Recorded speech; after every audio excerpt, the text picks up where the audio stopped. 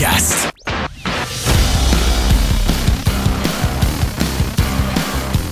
16 octobre 2025, troisième épisode du podcast Radar. Je suis très content de les retrouver avec moi. Olivier Paiement, salut! Salut, comment ça va? Ça va bien, ça va super bien. Même chose pour toi, Hugo? Ça va les boys? Good! Content de savoir que vous avez passé une belle semaine. Encore une fois, dans les 6 derniers jours, tellement d'actualités. Et principalement ici, sur la planète du Canadien de Montréal, à commencer par enfin la prolongation de contrat de Lane Hutson. Évidemment, on va en parler parce qu'on n'a pas le choix d'en parler. On ne passera pas une éternité parce qu'évidemment, ça a été couvert abondamment. Mais je pense qu'on ne ferait pas bien notre travail si on n'abordait pas la prolongation du contrat. 8 ans à 8,85 millions. Encore une fois, je le répète, moi, je pense que c'est tout un coup de la part de Kent Hughes. Ouais, puis enfin, pour de vrai, parce que je commençais à être tanné de parler des possibilités puis des conditions possibles de la négociation de contrat. C'est fait, on passe à autre chose. Puis sincèrement, chapeau à Lane Hutson. Je crois que c'est lui qui mérite le plus de crédit dans ça parce qu'il aurait pu attendre à la fin de l'année. Ouais. Puis disons, il fait une saison de 70 points.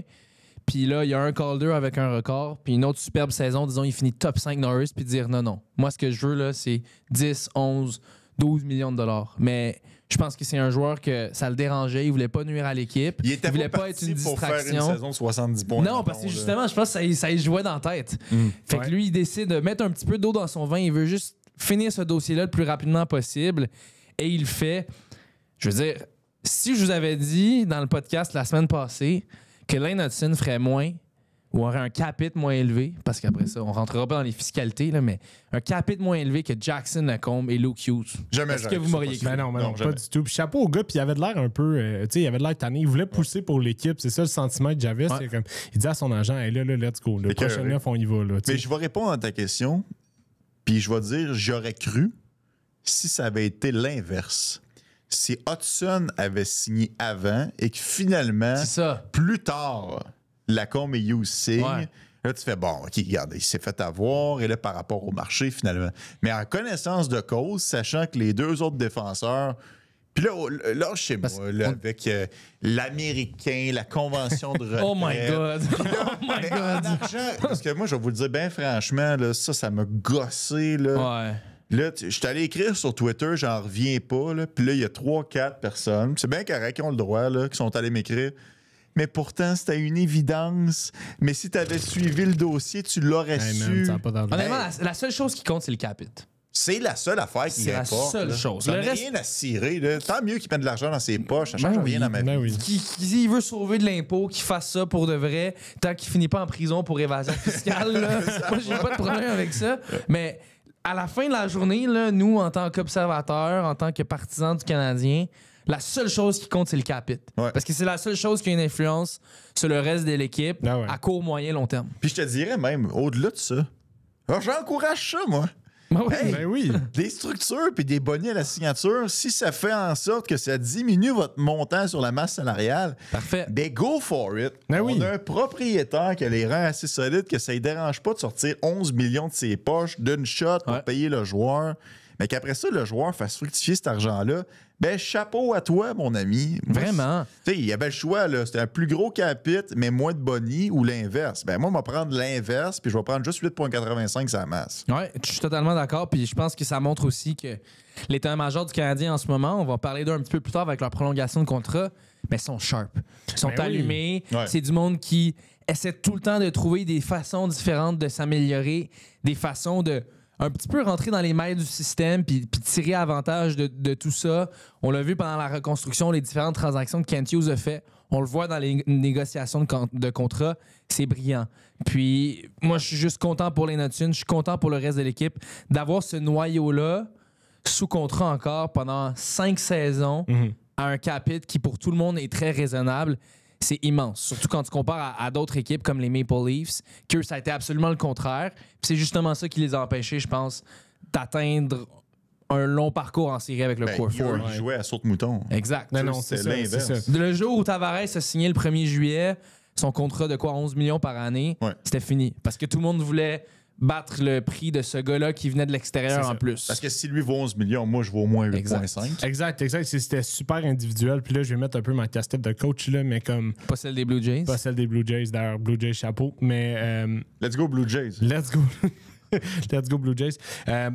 C'est le fun de voir aussi à quel point comme il y a cette masse, ce groupe-là qui veulent exceller ensemble. Puis ça part pas juste des joueurs. Puis ça, c'est tellement la recette du succès. On le voit partout. Juste dans leur réaction quand Tin signe à l'entraînement, comment c'était vraiment cool. Pour de vrai, tu voyais qu'il était content pour lui. Puis on va pas nous faire croire que... Je sais pas s'il en parlait dans le vestiaire ou quoi que ce soit, mais c'est sûr que tout le monde le savait que c'était un enjeu. Tout le monde le savait qu'il y a ces négociations-là. On en parle beaucoup dans les médias. Ouais. Je sais pas si ça pesait lourd sur l'équipe ou non, mais clairement, ils sont vraiment contents pour lui. Puis clairement, dans le match d'après, cette semaine contre le Kraken, immédiatement. Un poids de 8,85 de tonnes enlevé de ses épaules. C'était ridicule. Il était partout sur la glace. Vraiment. Il faisait tout. Hey, sa fin qu'il a faite, il n'a pas scoré, mais Colin, c'était très joli. Quelques précisions au passage. 55 millions de son 70-ish millions sont des bonnets à la signature. Ce sera plus possible par la suite. Ça va être plafonné dans la nouvelle convention collective. Le maximum qu'il aurait pu aller chercher, c'est 42 millions. Mais quand même, ça reste que c'est un outil qu'on veut justement empêcher parce que c'est comme ça met de l'avant qu'on peut un peu contourner le plafond salarial. Il va y avoir une certaine limitation, mais pour l'instant, c'était pas le cas. Comme pour l'instant, c'est encore possible de signer des gars 8 ans. C'est la raison pour laquelle Kyle Hudson est sous contrat. Un contrat qui va très bien vieillir avec les années. Je suis tombé sur un graphique, les gars, parce que là, le capite va être de 8,85 longtemps, mais le plafond, pendant ce temps-là, va augmenter. Exact. Il y a quelqu'un qui s'est amusé à faire la valeur réelle du contrat avec le pourcentage, si bien que, évidemment, les premières années, ce sera 8,85, mais par la suite, si on descend, là, mettons, en 2030, son contrat vaudrait 6,3 millions par rapport au plafond salarial. Ça, c'est fou. À part celui d'aujourd'hui, c'est ça? Oui, dans le fond, si, mettons, il avait signé aujourd'hui avec le plafond d'aujourd'hui, ce serait 6,3 millions, mais 8,5 avec un plafond de 20 millions plus élevé, ce serait 6,3. Et même avec les projections en 2034, on parle d'un contrat de 5,4 millions. C'est moins d'argent que Josh Anderson. Hey man, c'est absurde. C'est fou quand tu y penses. Ben oui, absolument. Tu te retrouves dans une situation où est-ce que tu as ton capitaine Nick Suzuki, Caulfield et Slavkovski, Dobson et Hudson, Goulet. Puis là, j'ajoute à ça Montembeault, même si Montembeault il reste seulement qu'une année. Ce sont quand même les joueurs qui font partie du noyau du Canadien de Montréal qui seront encore sous contrat à la saison 26-27. Ces 7 joueurs-là représentent 48,4% du pourcentage de la masse salariale. Pour 7 vraiment bons joueurs. Là. Pour les 7 meilleurs joueurs de ton équipe. Est-ce que tu re-signes Montembeault? Oh, ça, c'est une bonne question. Et je pense que pour l'instant, l'organisation n'a pas encore pris de décision dans ce dossier-là. Chaque chose en son temps. Je pense qu'on a des dossiers plus prioritaires que Montembeault. Et je pense que le Canadien, c'est quand même une position de force en relève, les gardiens de but. Mais est-ce que tu peux réellement, alors que ta fenêtre va être ouverte? Parce que la fenêtre, elle dure 5 ans. Là. Ouais. La première fenêtre, disons. La première fenêtre du Canadien. Disons, la première fenêtre pour moi du Canadien, elle est ouverte maintenant et elle s'étend jusqu'à la fin du contrat de Suzuki. Parce qu'une fois que tu vas devoir renégocier le contrat de Suzuki, là, tout ce qui est échiquier salarial, tout ce qui est le plafond salarial, être capable de garder ça à quelque chose de bas, tout ça, ça prend le bord. Puis tu recommences parce que tu vas devoir re-signer aussi tout le monde par la suite. Fait que ça va être plus difficile. Et éventuellement, tu vas avoir des problèmes de masse salariale. Ce qui n'est pas le cas maintenant. Ce qui ne sera pas le cas l'an prochain, je pense qu'ils ont 27 millions disponibles. Puis ce qui ne sera pas le cas non plus dans 2 ans, c'est 63 millions disponibles qui ont sur le plafond. C'est pour ça que dans une situation où est-ce que la fenêtre du Canadien, elle est en train de s'ouvrir. Moi, je pense qu'elle est déjà ouverte, mais elle est ouverte de façon très raisonnable. Tu sais, je veux dire, tout le monde... Il y a une petite brise. C'est ça. C'est un peu frais. Ça sent le courant d'air un peu, mais mal de dos le lendemain, là, mais tu devrais pas faire d'hypothermie. Là. Mais au final, cette fenêtre-là, elle va continuer à s'ouvrir. Est-ce que tu veux, alors que le Canadien plonge littéralement dans ses premières vraies années, parce que je continue à croire que même son talent final en 21, c'est un peu tiré par les cheveux, ses premières vraies années qu'on est compétitif depuis une trentaine d'années, est-ce que tu veux y aller avec un gardien de but vert comme Jacob Fowler? C'est là où est-ce que Samuel Montembeault rentre en ligne de compte. T'sais. C'est une question de timing. De si un de ces jeunes-là réussit à surpasser Montembeault en traitant, peut-être que tu n'auras pas besoin de le re-signer. Mais si c'est pas le cas, ben, tu vas le re-signer. Puis c'est bien correct, je trouve Samuel Montembeault. Cette année n'a pas encore atteint le niveau qu'il nous a montré récemment. Mais j'ai confiance qu'il va revenir. Moi, ce que je trouve complètement fou, quand tu compares, par exemple, la signature de Hudson, les autres signatures du Canadien, aux autres contrats qu'on a vus dernièrement. Tu sais, un gars comme Kaprizov qui fait 17 millions. Ça, c'est fou. T'ajoutes, disons, Hudson et n'importe quel autre membre du corps du Canadien à part Dobson, que ce soit Suzuki, Caulfield, Slavkovski, ça équivaut même pas aux 17 millions à Kaprizov. Mais on dirait que Kent Hughes opère sur une planète différente que tout le monde.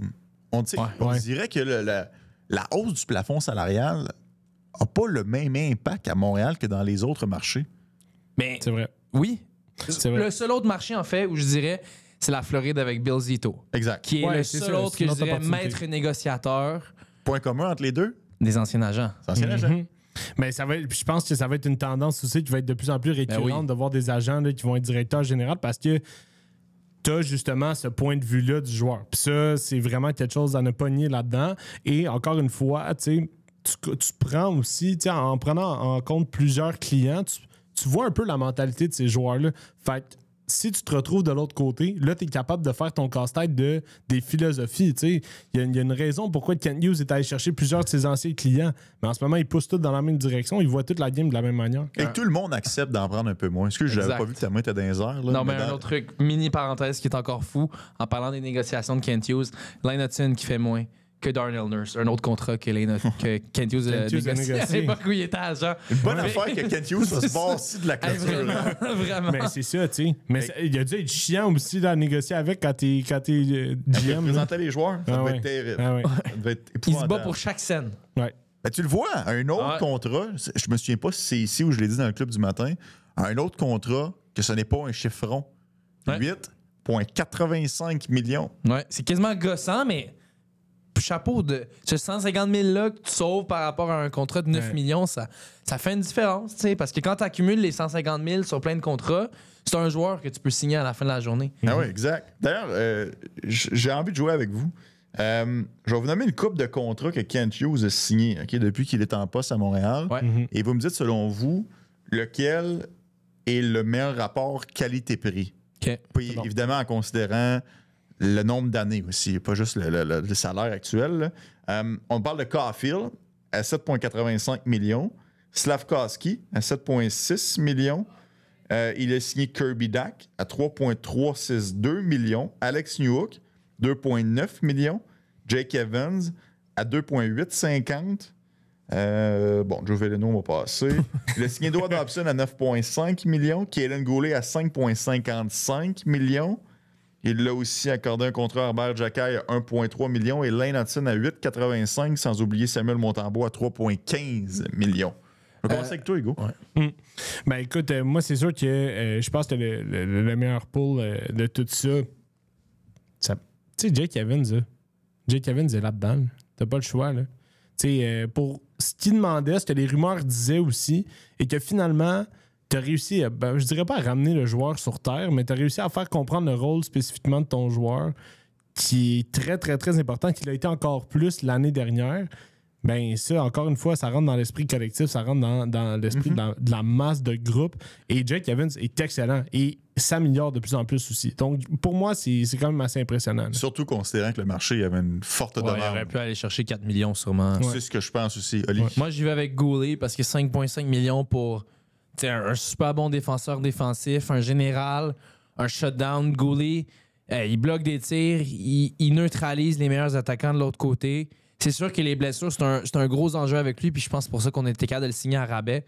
Mais pour moi, Kaelin Goulet à 5,5 millions, c'est une aubaine. Quand tu vois ce que ce gars-là donne soir après soir, le leadership qu'il amène aussi.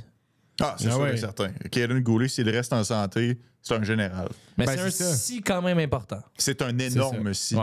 Ouais. Je ne sais pas si c'est la raison principale pour laquelle il a signé 6 ans au lieu de 8 ans, mais c'est un énorme si. Ben oui. Parce que chaque saison, plus qu'une fois même, il y a des blessures, puis je comprends que des fois, c'est de la malchance, comme l'an passé quand il s'est fait couper, mais si c'est arrivé à lui puis c'est pas arrivé à un autre, tu sais, Ouais. c'est... Ouais. Soyez honnête.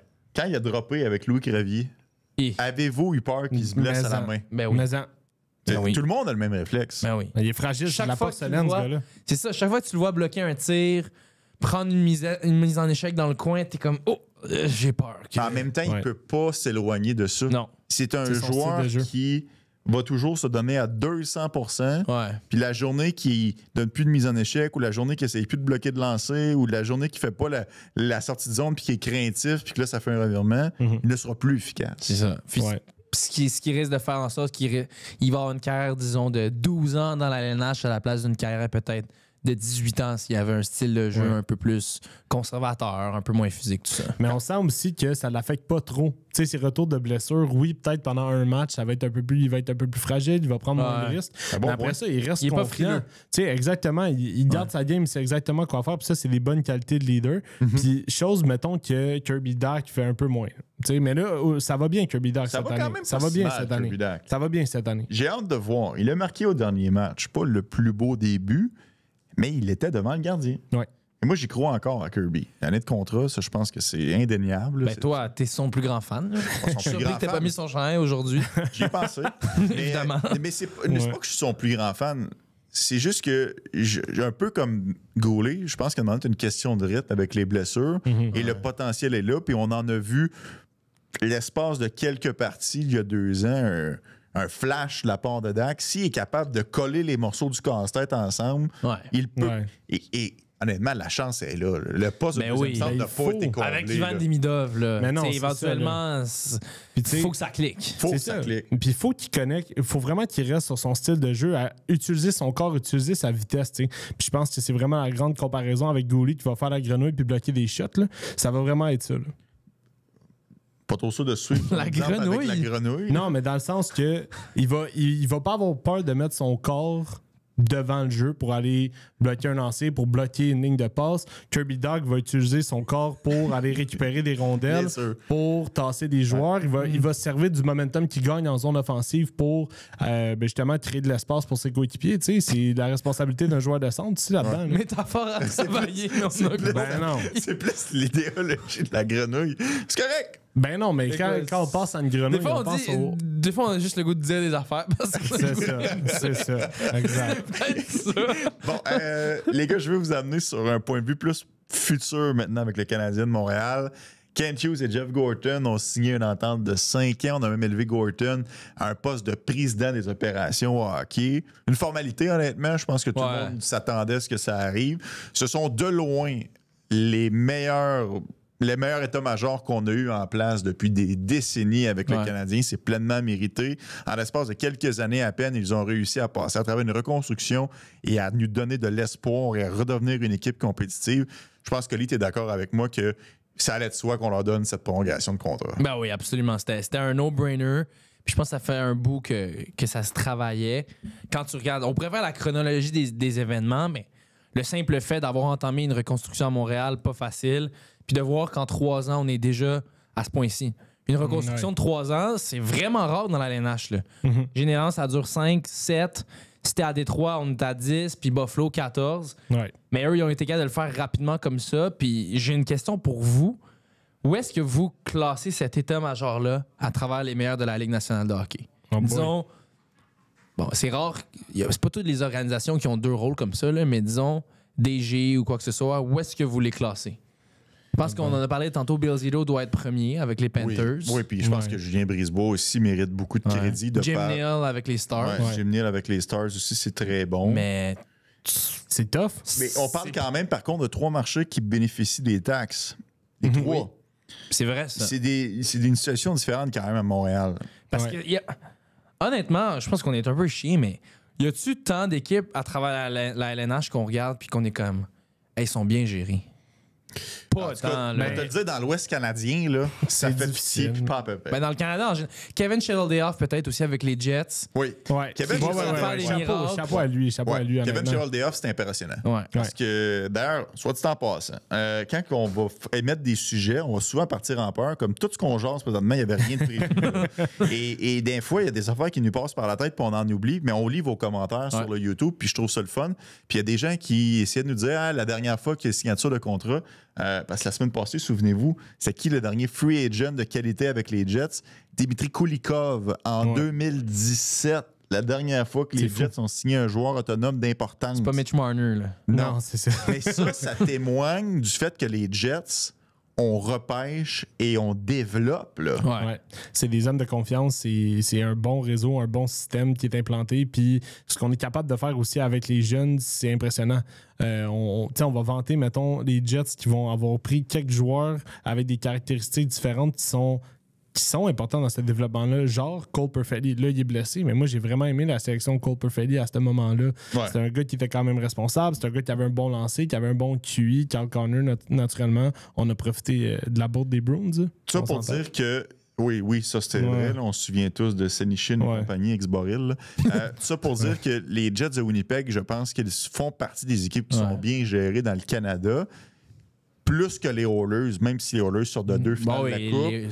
Les Canucks de Vancouver, ça a été un téléroman l'année dernière. Ouais. Les Flames de Calgary, c'est très compliqué. Même à Toronto, Brad Treliving est pourri. Là. Autant à Calgary qu'à Toronto. Beaucoup de mauvaises décisions, je trouve, dans son cas. Là. Tu penses pas que cette année, ça pourrait... Est-ce qu'il est vraiment à blâmer Treliving pour la gestion Marner?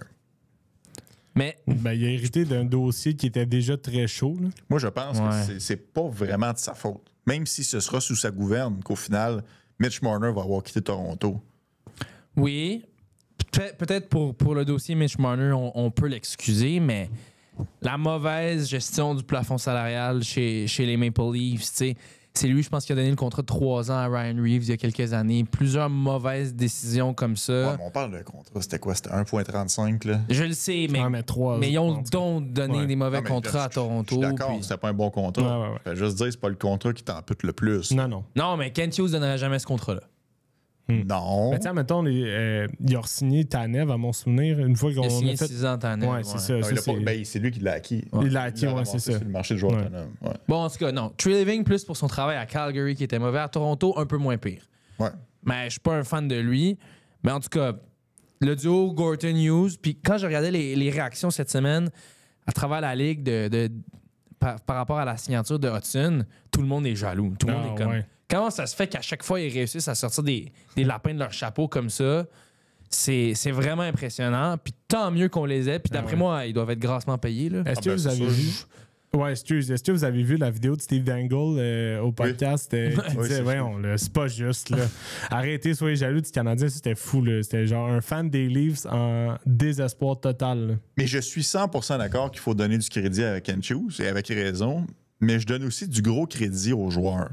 Parce que je pense qu'il y a aussi une volonté chez les joueurs d'en laisser un petit peu sur la table et de rester ici. Tu sais, Jack Evans, sans dire qu'on lui a donné un ultimatum, c'était un peu ça. Écoute, tu prends cette offre-là ou je t'échange. Et finalement, je suis heureux ici, je suis bien ici, je veux rester au sein du groupe, ben, j'accepte ça. Lane Hudson, on s'entend, il allait nulle part, il n'aurait pas été échangé. Ouais. Mais c'était, tu prends cette offre-là ou ça traîne dans longueur. Mais il faut avoir bâti cette culture-là aussi. Exact, mais c'est bâtir sa culture à l'interne, que les joueurs fassent ce choix-là versus à Toronto, ils l'ont pas fait. Ouais, mais là, il faut la poule. Tu bâtis la culture, les joueurs embarquent. Une fois que les joueurs embarquent, ben, ça fait en sorte que ta culture se renforce. Je veux juste dire que tout le monde mérite un peu du sien. Puis Martin Saint-Louis. Ben oui. Jinx. OK. OK, c'est moi qui prends le... Non, c'est ça. Fait qu'il gauche ta tête. Ouais, c'est ça. Je continue à parler de grenouille. Les autres dossiers à surveiller chez le Canadien, ça va être intéressant. C'est Zach Bolduc, qui a un très bon début de saison. C'est Mike Madison. Là, les deux sont dans l'actualité pas mal. Avec raison, je pense, parce que là, tu le vois que le Canadien, la fenêtre s'ouvre. Bolduc, pensez-vous qu'on va négocier avec lui durant la saison ou c'est un cas, pas parce qu'on n'a pas confiance, puis pas parce qu'on ne l'aime pas, mais c'est un cas de « Hey, on se reparle en juin ». Je pense qu'on est mieux parce que 3 buts en 4 matchs, on s'entend qu'il va pas avoir ce pace-là sur une saison de 82 matchs. S'il finit à 60 buts... ouais. Non, mais c'est ça. On va retirer le chandail à Logan Mailloux. Ouais, c'est ça. Mais je pense qu'on va... je pense que c'est ça. Ils vont prendre le temps de voir c'est quoi l'échantillon de Zach Bolduc, qu'est-ce qu'il peut donner sur une saison. Une fois l'idée faite, là, ça va être plus facile. Puis, Kent Hughes est très bon pour trouver les bons moments de négocier. Puis, en tout cas, on le sait, là, on l'a tout vu, l'affaire de Hudson, ça a été trop long pour lui. Fait que techniquement, lui, il voulait que ça se règle avant le début de la saison, chose qui peut arriver là, pour. Faut que ce soit Mike Madison. Le prochain dossier sur la pile, tu as Clary Hudson, leur prolongation de contrat à l'état-major. Le prochain dossier, c'est Madison. Puis je pense pas que le niveau d'urgence est super élevé, mais idéalement, tu aimerais avoir une tête sur son futur d'ici la fin de la saison régulière. Mais même là, au pire, si tu fais la saison puis tu le re-signes juste au printemps, c'est correct aussi. Ça presse pas. Non, ça presse pas parce que c'est pas comme si on est dans une situation que si on le re-signe pas, il faut l'échanger. Non, c'est ça. Fait T'as pas le choix de finir l'année Tu avec. veux juste pas te rendre le 3 juillet puis que c'est pas réglé puis que là, tout le monde peut sauter dans le top parce Ouais. qu'il y a. Je pense que c'est toi justement qui disais ça, qu'il y a peu de défenseurs de qualité. Ouais, il y en a vraiment pas beaucoup. Faudrait que je retourne voir, là, mais tu sais, Ouais. Jake Wallman a été signé la semaine passée, puis c'était pratiquement comme le deuxième ou C'est troisième ça. plus gros nom de cette liste. Là. Les autres, c'est des gars comme John Carlson, beaucoup de joueurs vieillissants, puis beaucoup de défenseurs de deuxième et troisième ordre. Fait que Mike Madison, s'il devient agent libre le 1er juillet, la moitié des équipes de la LNH vont être après lui. Là, puis je serais pas surpris qu'il s'en sorte avec. Il pourrait facilement signer un contrat de 50 millions s'il devient agent libre. 7x7. 7x7, Wallman, dans par le fond. exemple. Ouais, Tu sais, j'ai 7x7. sorti une petite liste, là, si on veut s'amuser un petit peu, de défenseurs qui ont signé des contrats dernièrement à partir de l'âge de 30 ans. Mike Madison a 31, il va avoir 32 d'ici le 1er juillet. Juste En pour nous février, donner, je pense, ouais. ouais, juste pour nous donner une petite idée de à quoi ça pourrait ressembler. Par exemple, Brandon Montour, qui a maintenant 31 ans, il avait 30 ans quand il avait signé, 7 fois 7.1. Brady Shea, le même été, il a signé 7 fois 7. Jacob Slavin, ça c'est toute une aubaine avec les Hurricanes. Lui, c'est un contrat de 8 ans, 6,4 millions par année. Chris Letang, ça c'est peut-être le meilleur comparatif, a signé pour 6 fois 6,1. Ouais, SL mais- Lindell ouais, mais récemment. beaucoup plus vieux le temps. Il a signé beaucoup plus vieux Ouais. que Madison. Oui, mais tu sais, disons, il a signé, il avait autour de 35 ans, je crois. Ça pourrait être un peu dans ces eaux-là. Peut-être que Madison va vouloir le 7x7. Je suis pas sûr que le Canadien va Mais tu sais, accepter d'aller jusque-là avec lui. Là. Ok, je vais vous poser une question. Puis après ça, je te laisse aller, Ouais, Hugo. vas-y donc. 7x7, qu'est-ce qui vous fait le plus peur? Le 7 ans ou le 7 millions? elle a 7 ans. Ouais. Ouais, Ok, moi aussi. honnêtement. C'était pas une si bonne question que ça. Mais tu sais, la situation, mettons, de Slavin, moi, je pense que ça peut être un scénario qui est réalisable. Tu sais, je pense que Slavin est bien établi en Caroline, il veut rester là, il veut aider l'équipe. Puis c'est vraiment un apport important. Tu sais, Ouais. je pense que Matheson aussi, c'est question de stabilité rendu là. Tu sais, il faut que tu penses plus à la fin de ta carrière qu'au début. Là. En même temps, je réfléchis à voix haute ici. Est-ce que tu pourrais pas te dire, un peu comme les Panthers ont fait cet été avec Marchand et compagnie, au pire, j'y donne des années, là, j'y donne du long terme, puis ce sera un problème pour dans 5-6 ans quand il ralentit. Au pire, je vais le racheter. Au pire, je donnerai un choix. Mais Au pire, je trouve une façon de me débarrasser de ce mauvais contrat-là, puis je vais adresser ce problème-là quand on y arrive Ouais. pour qu'entre-temps, tu puisses baisser la moyenne salariale. ouais, je suis pas d'accord avec ça. Parce que je trouve qu'il y a une grosse différence à faire ça avec les Panthers et à faire ça avec le Canadien. C'est que les Panthers, leur fenêtre à l'apogée, c'est présentement. Ouais. Et dans le contrat de Marchand, la fin du contrat de Marchand, la fenêtre des Panthers serait-elle encore? Je suis pas convaincu. Ouais, Tandis que le je pense Canadien, dans 6-7 ans, je pense qu'on aura encore droit d'y croire. Ouais. Fait que tu veux pas nécessairement avoir un boulet qui, à ce moment-là, te tire vers le bas. Ouais. Mais sauf que, par contre, moi, si je m'appelle Kent Hughes, puis je suis à la table de négociation avec Madison, je dis, écoute, Mike, en Floride, ça n'a pas été super facile pour toi. Avec les Pingouins, ça a été compliqué. Et là, tu es à Montréal. Tu t'es trouvé une niche où est-ce que tu es heureux, où est-ce que tu es utilisé, où est-ce que tu évolues avec Noah Dobson. Tu sais, le Ça, gazon c'est n'est pas vrai, tout le là. temps plus vert chez le voisin. Tu sais, je là. pense Ah, pas- ça, c'est sûr. Tu sais, tu peux y aller, là. Vas-y à l'autonomie, là. Vas-y faire le 750 000 de plus. Mais tu vas peut-être te retrouver dans une chaise qu'au final, je c'est un suis bon pas point. bien, ma famille est pas bien, je suis moins utilisé. Tu sais, Ouais. le hockey, c'est pas des fichiers Excel, c'est des vrais joueurs. des vrais Surtout humains, que lui, là. avant Ouais. son arrivée à Montréal, il s'est cherché, là, Mike Madison. Ben, Sa c'est ça, carrière je te dis. tournait en rond à Ah oui, je te Pittsburgh, dis. puis en Floride. Puis ça Faudrait- lui a pris du temps de trouver sa niche. Là. Ouais, il faudrait lui demander si il se rappelle encore des moments passés aux côtés de Brian Dumoulin là, à Pittsburgh. Là, tu sais, si c'est encore des beaux souvenirs. Là, tu sais. Ah ouais, exact. Non, c'était vraiment compliqué. D'ailleurs, parlant de joueurs que le gazon n'est pas de temps plus vert chez le voisin, c'est le retour de Justin Barron ce soir. Hein? Oui. Apparemment qu'on lui prépare une vidéo hommage de ses meilleurs moments. Elle dure 6 secondes. C'est sans blague, vas-tu être. Je présume qu'on va le montrer à la caméra. Il y aura pas de on vidéo va le hommage. montrer, c'est mais il n'y aura sûr, pas de c'est vidéo sûr. hommage. Tu sais, au Non, je pense premier temps d'arrêt, on va lui montrer, puis le monde va huer. Là, probablement que ça On va avait-tu ça. montré Ryan Paling? C'est- C'est une bonne question, je me souviens. Parce pas. que. Ou Michael McCarron. Ouais, c'est Michael pas expliqué. McCarron, c'est ça. Non, mais pense je pas, là. pense que c'est juste politically correct. T'en fais pas Ouais. de vagues. Non. Tu le montes à la caméra, puis ça s'arrête là. Ça engage à rien le Canadien, puis ça les fait juste passer. Tu sais, c'est juste Ah ouais. respectueux. Merci, C'est Justin. ça. là. Ouais, ouais. Mais honnêtement, là, dans toutes les transactions de Kent Hughes, carrière pour Barron, il Oh. faut que ça soit pas loin du sommet. Là. Pour ce que ça représente, là, d'aller chercher un défenseur droitier qui vient, en plus, un peu plus vieux, qui vient boucher un gros trou dans ta défense, versus un joueur qui, malheureusement, ne s'en va nulle part, puis en plus, ça répare les pots cassés pour le trade de Lekonen. C'était-tu son client? Carrier? Ouais. Non, je crois pas. Je pense pas, hein. Je sais pas. Mais tu vois, moi, je préfère la transaction Madison. J'ai trouvé que ça, c'était un coup qui était beaucoup plus ingénieux. De se débarrasser de Petrie, de se débarrasser de... Je pense que Pitlick aussi était dans cette transaction-là. Non, Pitlick, c'est l'autre transaction de Petrie. La transaction, c'est la deuxième, Madison, c'est un choix de 4 et Ryan Poehling pour Madison et un choix de 4 pour Poehling. Un peu, je ne sais plus. On va aller regarder. Là, non, mais c'est sûr. Puis en tout cas, pour les deux transactions... Poehling, Petrie pour Madison et un choix de 4. Ah, toute une transaction, ça aussi. Là. Mais par contre, aujourd'hui, je te l'accorde, mais au moment de la transaction... Ah ouais, les gens étaient sceptiques. Moi, j'étais sceptique. Pas. Moi, j'étais pas contre. Moi, je fais partie de ceux qui doutaient à la base. Parce que je me disais, quand même, un bon contrat, Madison, beaucoup de revirements. J'étais pas convaincu. Ouais. Puis, tu sais, il a fait une saison de 60 points. Là.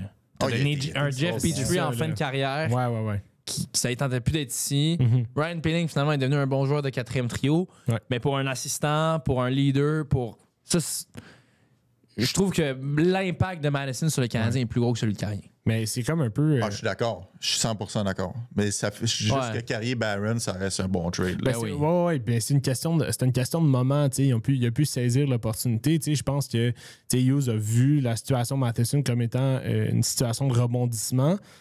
Quelque chose qui allait être positif pour sa carrière individuellement, mais même chose pour Carrier. Carrier, il était rendu à un stade à Nashville où il jouait sur le top 4 à cause des blessures, où il était vraiment, vraiment important. Mais il n'y avait pas encore beaucoup de valeur. Donc, le fait d'être capable d'avoir cette prise-là et là, de l'amener dans un rôle où il est très important, où il y a un entraîneur qui est très équilibré dans l'utilisation de ses lignes puis ses duos, ça fait en sorte que... Carrier, là, il a viré la saison du Canadien de bord. Dès qu'il est arrivé, je trouve. Mais ça a été l'élément déclencheur de cette saison-là. Il y a eu 3 éléments pour moi dans l'année passée. Laine qui revient de blessure, Carrier qui était changé, puis Debèche qui est rappelé des mineurs. Ça a été la recette qui a fait en sorte que le Canadien parte sur cette séquence-là durant le temps des fêtes, puis que finalement, on réussisse contre toute attente à faire les séries. Évidemment, il y en a plein d'autres, des transactions intéressantes de Kent Hughes. Je pense qu'on peut penser aux 2 premiers choix pour Sean Monahan dans des transactions séparées, mais quand même, ça aussi, ça a été très impressionnant. Bon, les bras, on jase, mais ce serait bon de faire ce qu'on avait sur notre radar cette semaine. Oui. Qui veut commencer?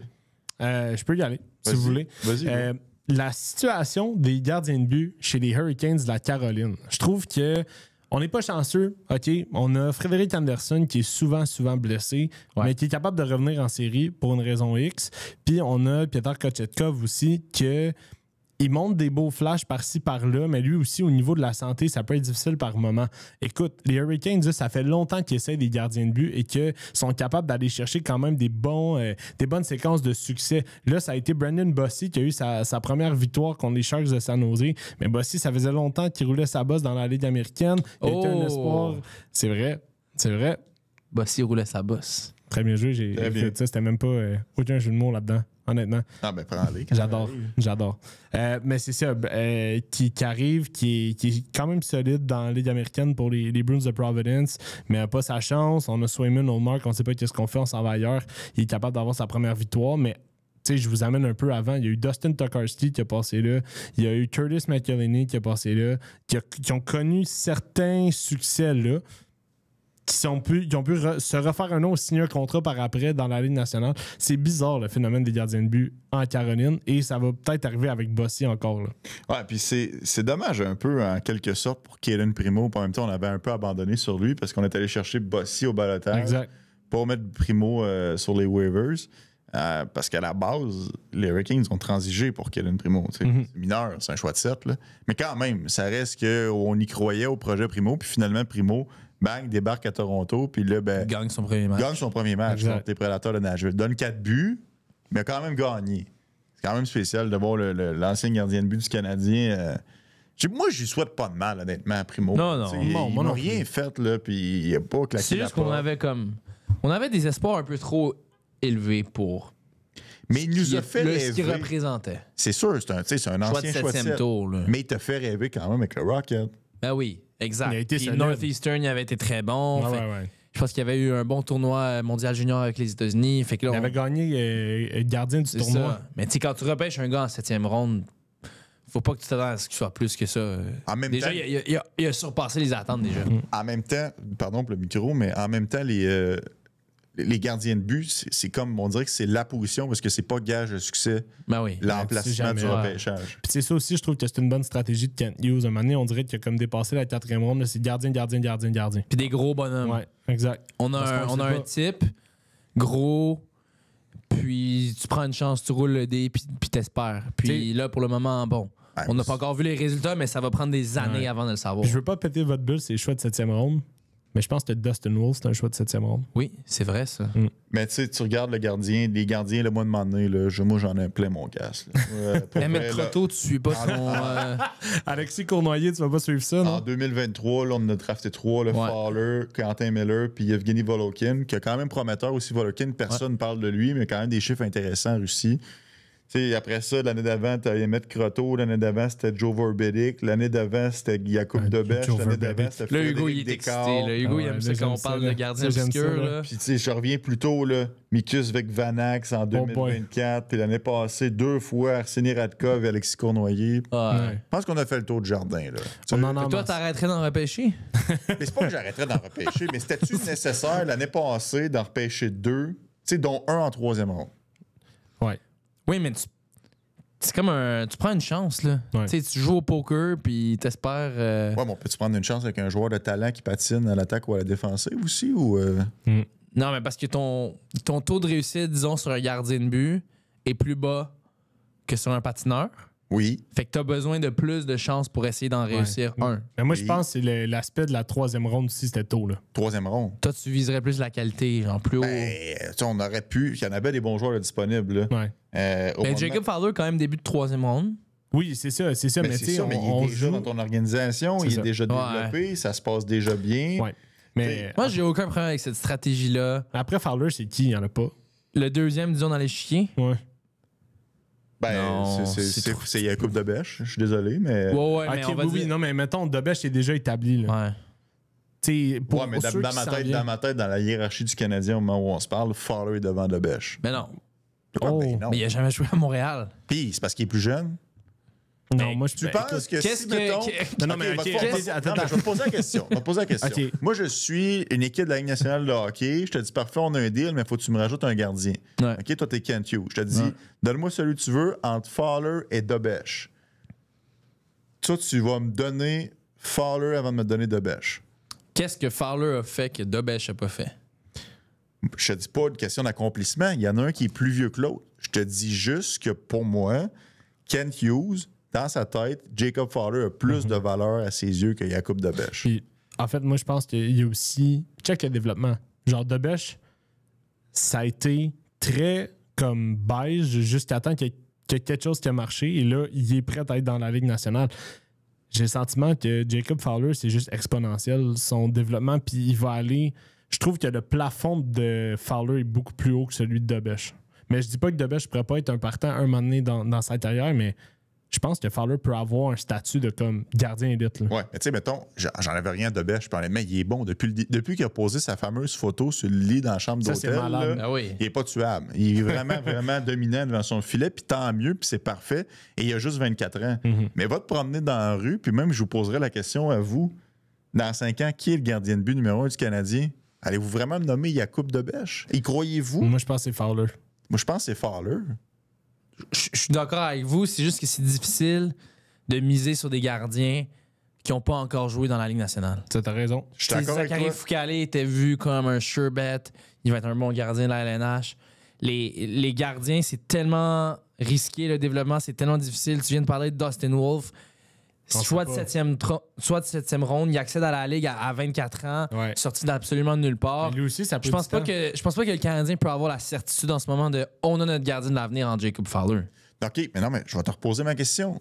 Je t'appelle. Je suis un directeur général. On a une transaction en place. Parfait, on a un deal, mais faut que tu me rajoutes un gardien. Lequel tu mets dans le package? Puis parle-moi pas parce que Dobesch, en ce moment, est dans l'équipe et que j'ai besoin de lui dans le court terme. Là. Moi, je veux savoir pour l'avenir du club. Je vais donner Dobesch. Là. c'est ça, là. Non, mais c'est ça. Non, mais c'est ça. Je pense juste Puis, que... comme, sur le court terme, Dobesch a vraiment une valeur comme très intéressante en ce moment pour une équipe qui cherche un gardien de but.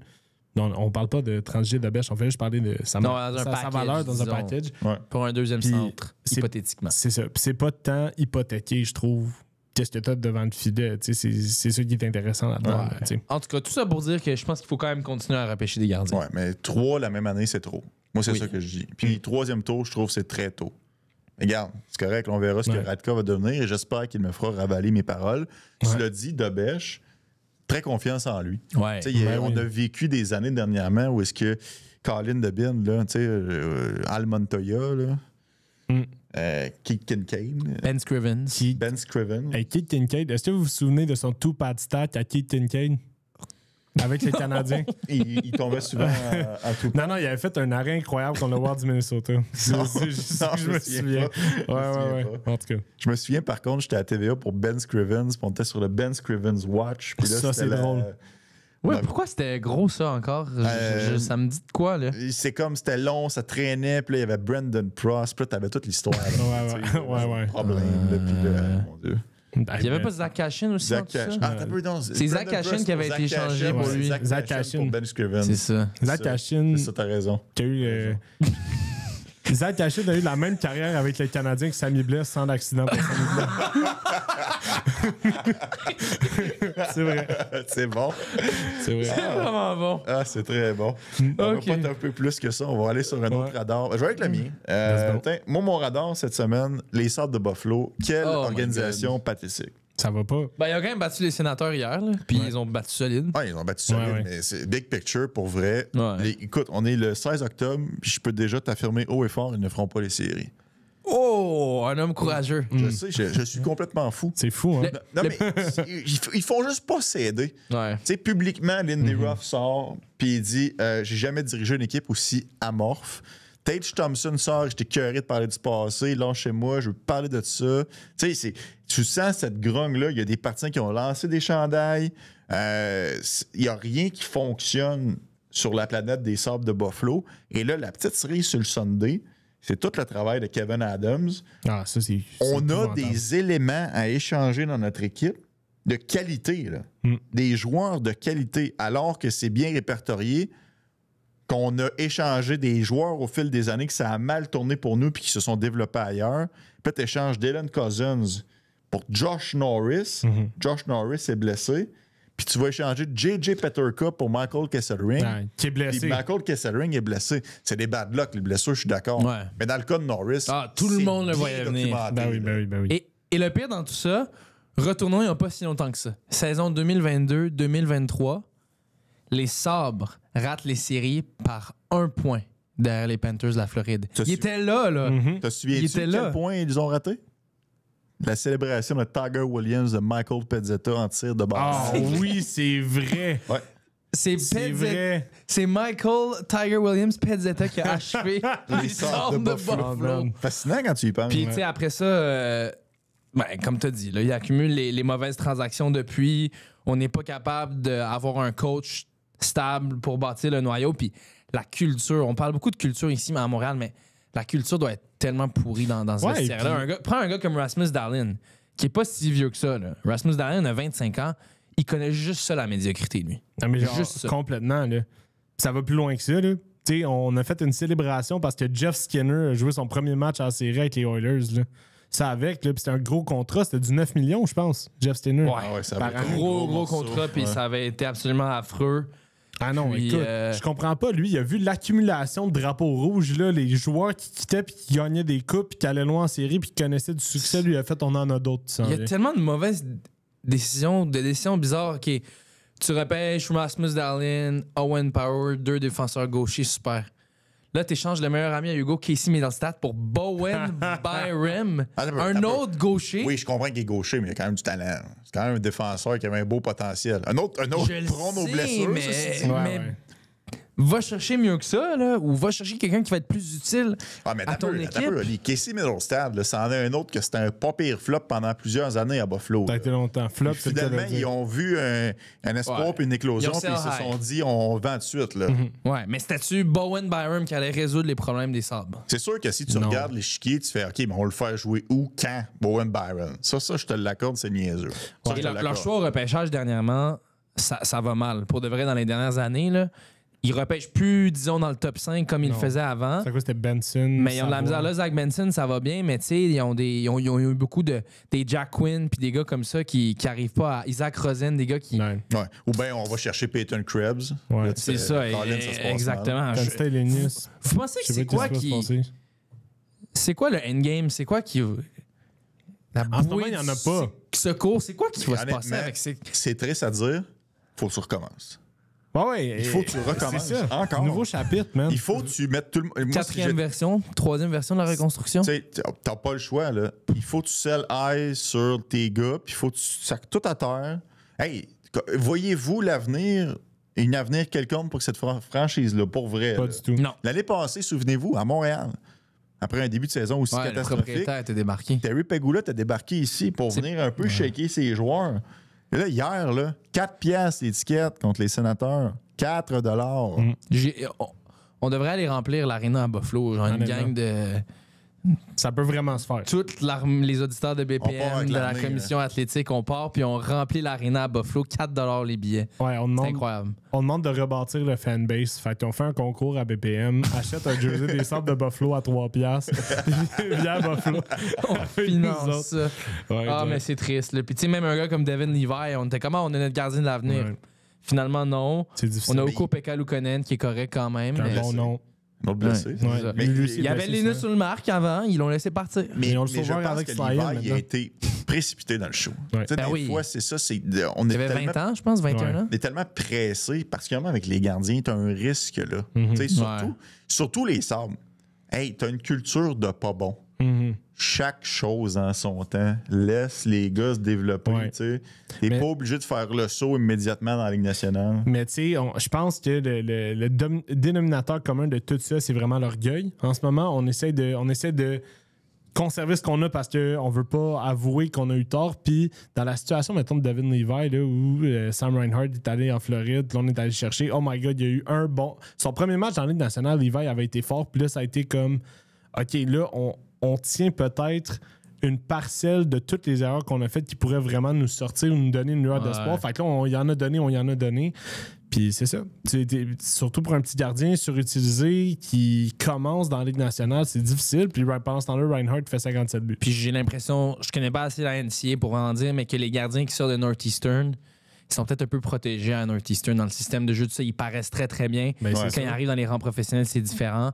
Moi, je suis juste nostalgique de l'époque où les Sabres, c'était Paul Gostad, puis c'était Derek Roy, Thomas puis Vanek, Thomas Chris Vanek, puis Ah ouais, Christian Brian Eckhoff, Maxime Campbell. Afinogenov. Brian Miller. Miroslav Chatan, tout ça. Ah ouais. Ouais. Ah, ok, mais les Sabres de Buffalo, David. quand j'étais jeune, là, c'était une puissance, mes amis. Là. JP Dumont.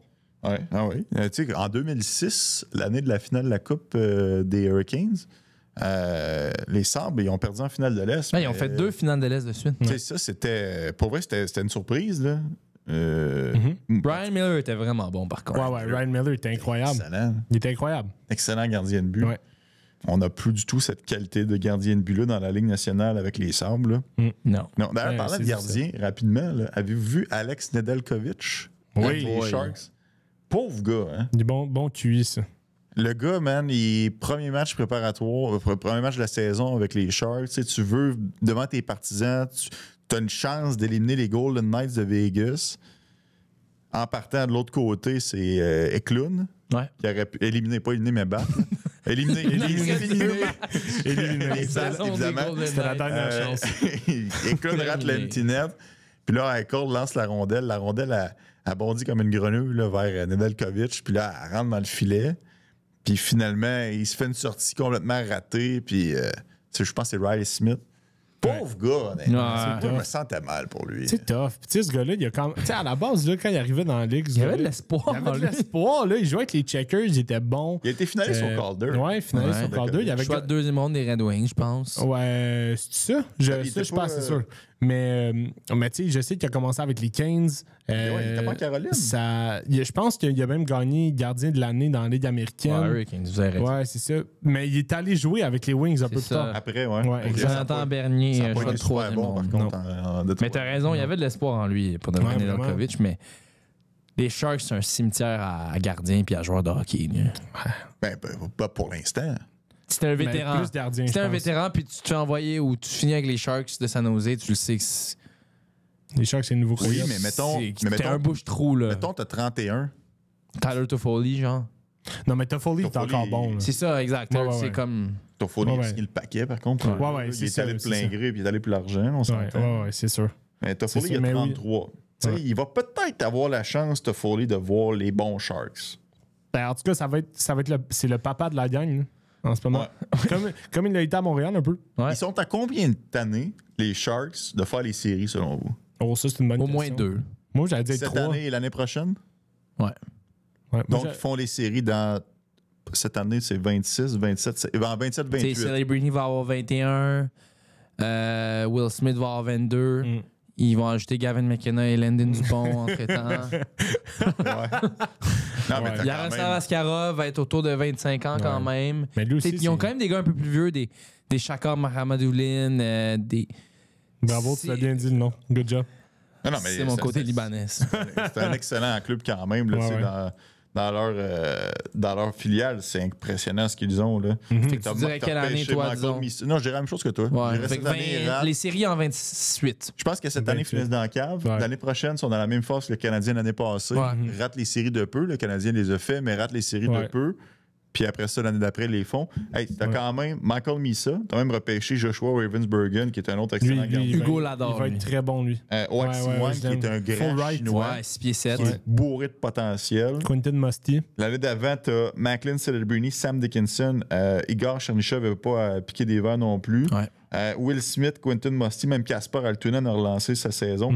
Lucas Cagnoni qui a déjà joué des Ouais, matchs. c'est vrai. Petit défenseur, mais ô combien efficace. T'as Philippe Boustel à travers ça. Quand même, hein? William Ah ouais. Eklund. Tu sais, Ouais. pour vrai, là, c'est solide. Là. Non, Mike Griff fait vraiment du bon travail. Ouais. Vous voulez un fun fact sur Mike Grier? Vas-y. Vas-y, non? Le frère à Mike Grier, c'est Chris Greer, le DG des Dolphins de Miami dans la NFL. Ah ouais. Et à ce que je sache, c'est le seul duo de frères qui ont été DG dans le sport professionnel dans 2 Yo, ça, c'est fou. ligues sports différents. Ah, Ouais. ouais. Ça, Fait c'est que, fou. C'est cool. Mets ça dans ta pipe, le jeune. Ah oui. Vas-y donc avec ton radar. Ben moi, mon radar, vous savez, les gars, il est aussi puissant qu'un radar du Pentagone. Alors aujourd'hui, je m'en vais du côté de Philadelphie. C'est les gars de Spin and Chicklets qui ont sorti ça cette semaine et ça a pas mal été corroboré par la suite. Puis on s'entend, Spin and Chicklets, c'est un podcast qui est très pro-joueur. Ils vont pas se mettre à critiquer ou à bâcher un joueur à moins qu'il y ait vraiment des bonnes raisons derrière ça. Et là, cette semaine, ils ont lancé comme quoi Matvei Mishkov serait arrivé en surpoids au camp d'entraînement des Flyers. Il y a des photos de lui qui ont circulé cette semaine. Il était assez joufflu. Ben, on aurait dit qu'il a passé la saison morte d'une cabane à sucre, c'est pas compliqué. C'est ça. Et là, comme par magie, cette semaine, là, c'est sorti dans les médias comme quoi c'est parce que Matvei Mishkov a été blessé. Puis là, il est en réadaptation de sa blessure, retour au jeu progressif. Pour vous donner un petit indicatif, là, 3 matchs pour lui cette saison. Aucun point. Seulement 14 minutes en moyenne de temps de jeu. Rappelez-vous, au début de l'été passé, ben, l'été qui vient juste d'arriver, Ouais. là, mystérieux accident de char aux Émirats Arabes Unis, Ouais, je je m'en crois. Un peu une drôle d'histoire. On n'en a pas beaucoup entendu parler par la suite, mais c'était louche un peu sur le coup. Fait que juste Matvei Mishkov, je sais pas trop ce qui se passe avec lui, mais on dirait que pour une des premières fois cette semaine, je suis comme content que le Canadien l'ait pas repêché.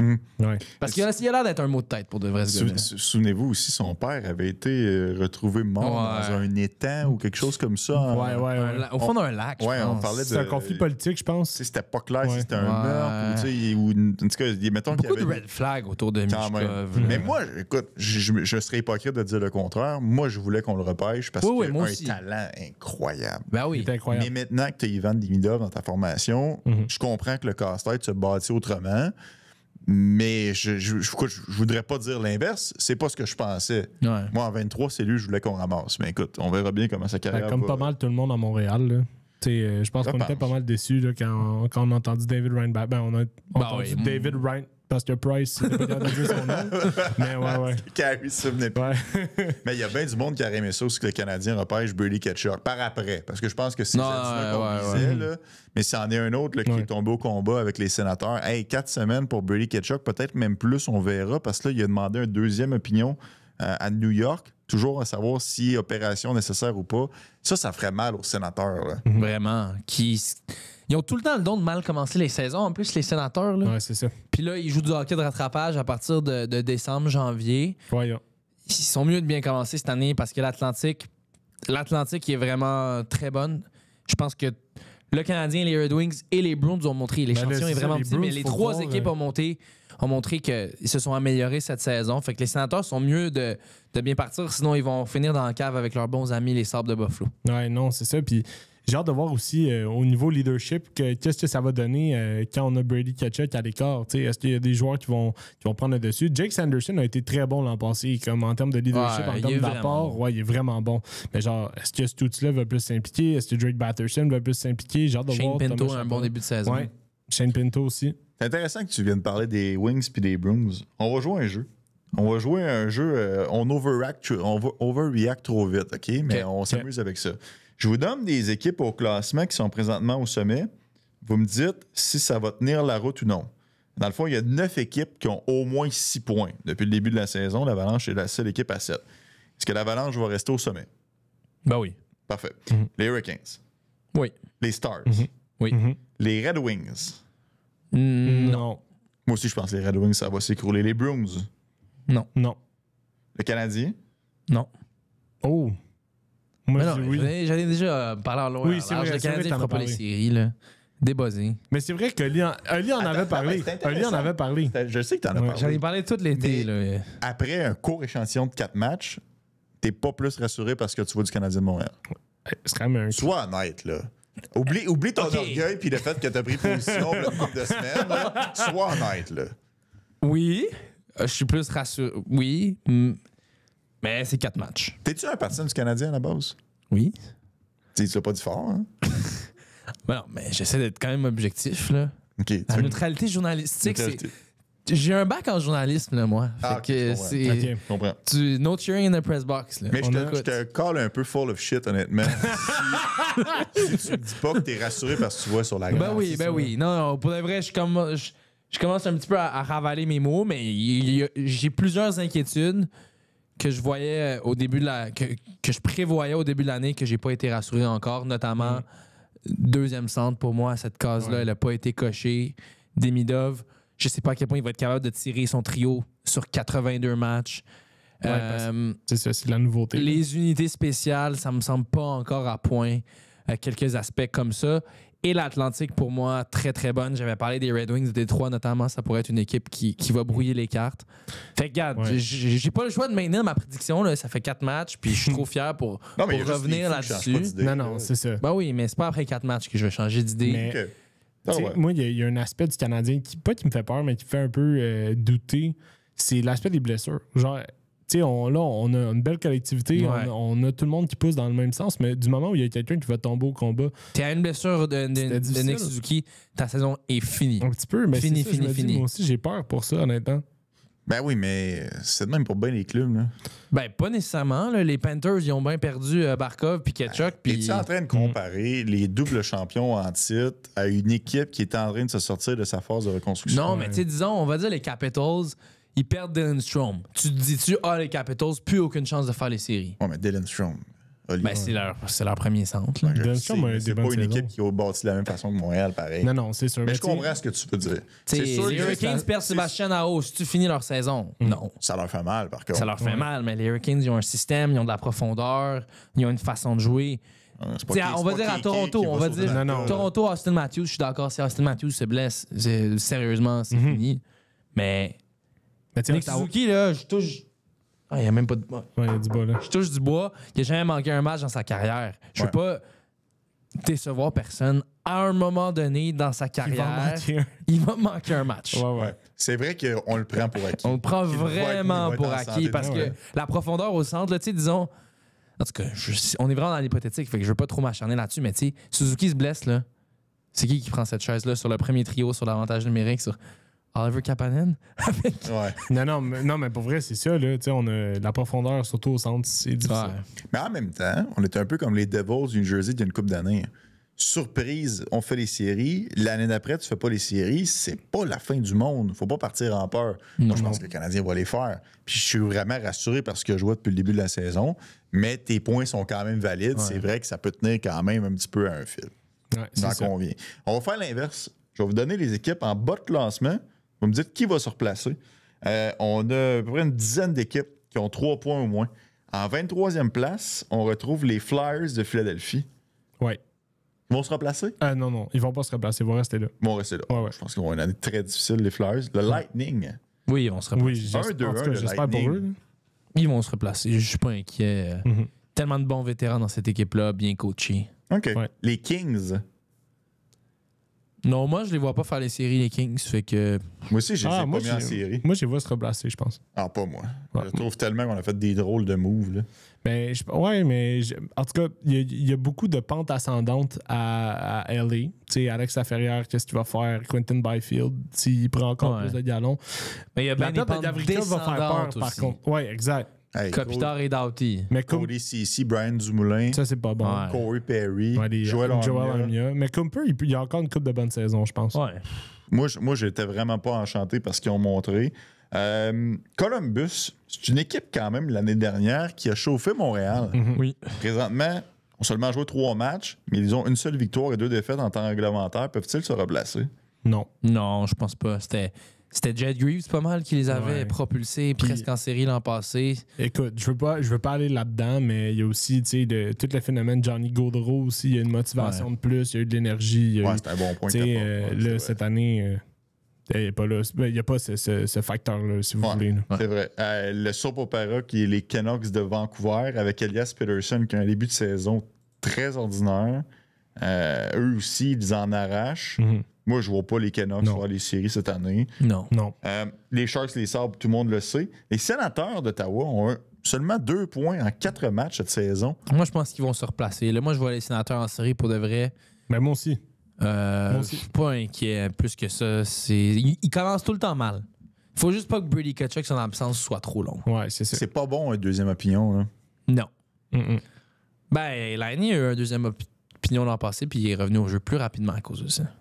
C'est vrai. Ouais. Mais de façon générale, la deuxième opinion, habituellement, c'est que c'est grave. Ouais. On verra pour la suite. Puis on sentait aussi que l'année, il n'était pas complètement à 100% non plus. Là. Je veux dire, cette année, je trouve qu'il y a quand même un gros gap comparativement au jeu à son jeu de l'an passé. Il est vraiment plus mobile. Il faut juste que ça se replace pour son lancer, mais ça s'en vient. Ça va venir. C'est du timing. Les Flames de Calgary, je pense qu'on n'aura pas le choix d'être sur le Rasmus Anderson Watch assez rapidement. Ça va être...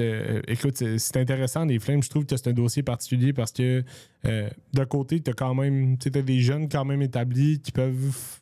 On dirait qu'ils sont encore un peu dans cette zone grise-là de comme... Est-ce qu'ils vont faire de quoi? Genre Farabee, genre Frost, etc. Mais t'es à un Rasmus Anderson de faire... Bon, là... on va recommencer. Bon, ça va être intéressant. Mais moi, je pense qu'ils vont être encore là cette année. T'es coincé. T'as les gros salaires de Kadri, puis t'as Huberdeau, puis de Uyghur. C'est pas facile de mettre l'équipe à terre, puis je pense pas que c'est ce qu'on cherche à faire non plus. Là. Non.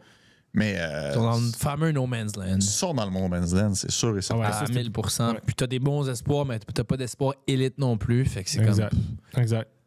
Puis Perek, il joue pas, je pense. Ben oui, il jouait. Il s'est fait sonner les cloches. C'est-tu avant hier? Il y a une grosse mise en échec pas loin de la tête. Ouais, il a joué 3 matchs. 3 matchs. Ouais, c'est ça l'image des Flames. C'est une des équipes qui a joué le plus de matchs dans la Ligue nationale. Ils en ont déjà 5 sous la cravate et ils ont seulement 2 points au classement. Puis la dernière équipe, c'est les Islanders de New York. Toujours pas de points. Moi, je pense que Monseigneur Patrick, sérieux, c'est à se poser des questions. C'est... Un nouveau directeur général, tu as toujours la mèche très courte pour l'entraîneur-chef. Parce que tu sais jamais, c'est pas son homme nécessairement. C'est qui l'homme de Mathieu Darche? Je le sais pas. Est-ce que Mathieu Darche a accepté la job parce que Patrick Roy était là? Je le sais pas. Mais à un moment donné, ça va prendre des résultats pour Patrick Roy. Puis mes respects à mon co-animateur Max Lalonde qui, lui, les voyait faire les séries. Moi, les Islanders, c'est un club qui m'excite tellement pas. Max Lalonde, gros fan des Islanders, surprenamment, je Gros trouve. fan de Patrick Roy. Ouais.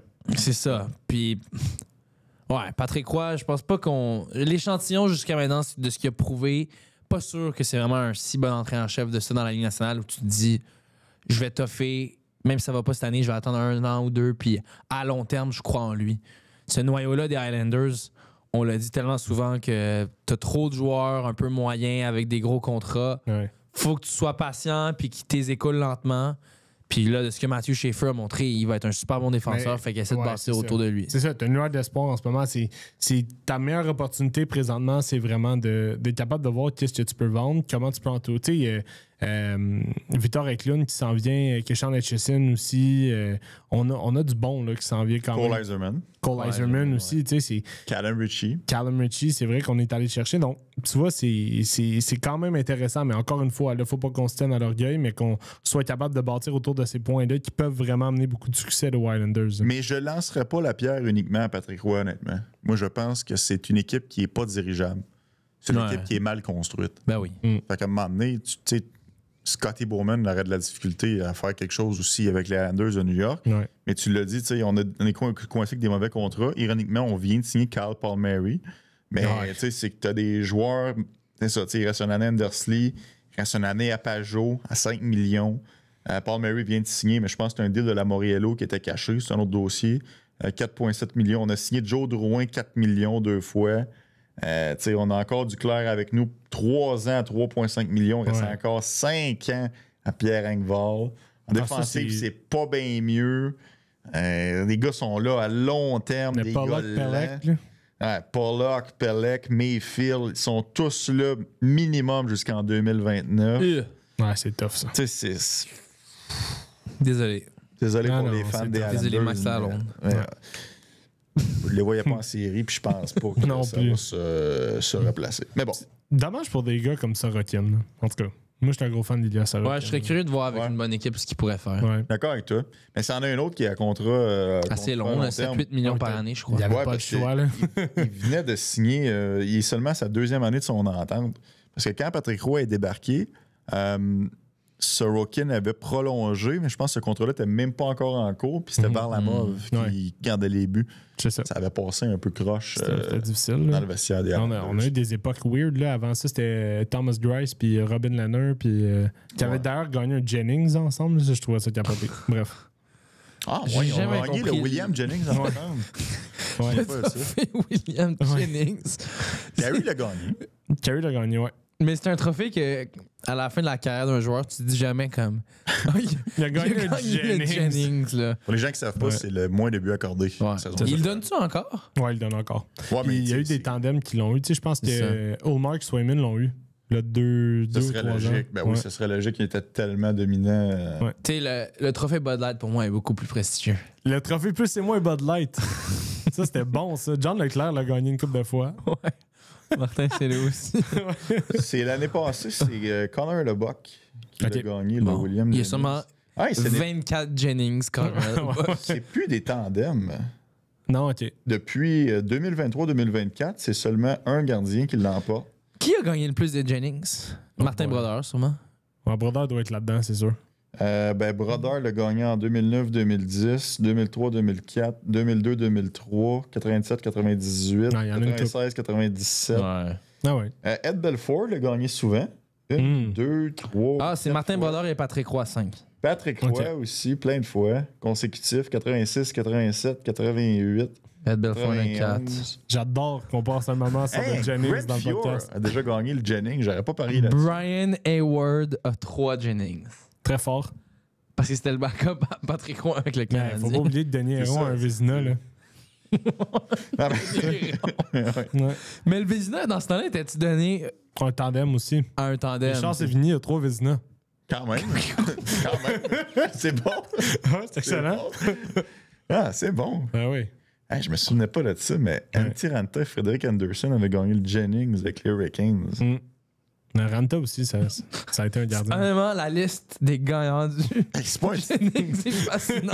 c'est pas un trophée que. Tu Non. sais, je veux dire, il y a quand même une coupe de trophées qu'on a une meilleure idée. Tu sais, Ben le, oui. le Norris, le Calder, le Hart, c'est des trophées, le Conn Smythe, Ouais. qui sont plus marquants. Ray Emery en a un. Je m'étais jamais Jennings. arrêté William Jennings. Ça fait plaisir, les gars. C'est bon. Tout ça était prévu. Ouais. On l'avait mis c'est dans notre ça. préparation. C'était dans le plan. Abordons le William Jennings. Hey, j'espère que vous avez apprécié à la maison le podcast encore une fois cette semaine. Je vous laisse en vous rappelant que .s et CLum vous offre la chance de gagner un ensemble de pneus d'hiver CLum avec installation gratuite dans un garage .s. C'est une valeur de 1 000 $. Pour participer, rendez-vous sur la page concours de bpmsport.ca. Suivez les pages de BPM et de .s sur les réseaux sociaux. Et le concours se termine le 19 octobre. Donc, il faut faire vite. Et on va dévoiler le gagnant le 20 octobre au matin dans le club du matin.s, le garage de confiance pour un entretien complet de votre véhicule. Merci les boys. C'est bien le fun encore une fois Ouais, cette c'était semaine. fun. Vraiment cool. Ben oui. On a toujours une coupe de dérapage à gauche. Ouais, et à là, droite, je suis mais- totalement perdu. Là, je suis en train de regarder les gagnants du Vézina. Il est en- Il y a une année, j'étais en année où Denis Héron a un Vézina. Il y avait 3 gagnants du Vézina. C'était les 3 gardiens du Canadien. Ouais. Michel Larocque, je pense, c'était le 3e. Michel Larocque qui a C'est gagné ça. son 4e en carrière et Richard Sévigny aussi. C'est un peu c'est ça. ridicule. Le William Jennings, je comprends, mais c'est un trophée d'équipe. Ouais. Le Vézina, c'est un Parce peu qu'il cave allait, que- Il allait au gardien. N'importe quel gardien qui a joué 25 matchs ou plus pour l'équipe qui a donné le moins de buts. Ok. Fait qu'au final, c'est l'ancêtre du William Jennings. Exact, c'est ça. C'est ça. Et là, en C'est 81, ça. on a adopté le Jennings puis on a donné les nouveaux critères au trophée Vézina. Ok. On vient de résoudre un mystère aujourd'hui. C'est Ouais. bon à savoir. Ouais, j'adore ça. C'est bon à savoir. Finalement, tu as appelé le gars du calendrier ou. Hey, c'est vrai! Je l'appelle-tu live? Appelle-le, non. appelle-le Appelle-le en et nom. colle ton sel dans le micro. Ça serait drôle! Ce serait de la Ah qualité, ouais. ça. Merci, Oli. Merci, Hugo. Yes. Merci à vous à la maison. On se donne rendez-vous la semaine prochaine pour un autre épisode de Radar.